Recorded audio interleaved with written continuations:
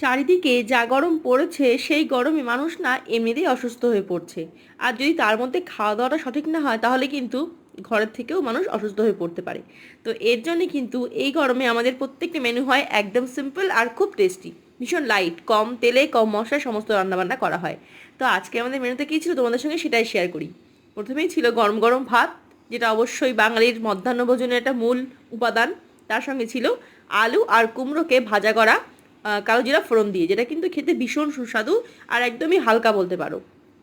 তার সঙ্গে ছিল এই দেখো মটর ডাল। মটর ডাল কিন্তু শরীরের জন্য ভীষণ উপকারী আর এই গরমে ভীষণ একটা উপাদেয় জিনিস, ঠান্ডা রাখে শরীরকে। আর তার সঙ্গে ছিল ঝিঙে দিয়ে আলু দিয়ে বাটা মাছের পাতলা ঝোল, একদম পাতলা, সামান্য একটু তেল মশলা ব্যবহার করে কিন্তু এই ঝোলটা তৈরি করে আমার শাশুড়ি মা, যেটা খেতে ভীষণ ভালো আর শরীরের জন্য খুবই ভালো। তো এই ছিল আজকে আমাদের সিম্পল মেনু, যেটা তোমাদের সঙ্গে শেয়ার করলাম। তোমরা আজকে কী খেলে দুপুরবেলা সেটা কিন্তু অবশ্যই কমেন্ট করে বলতে পারো।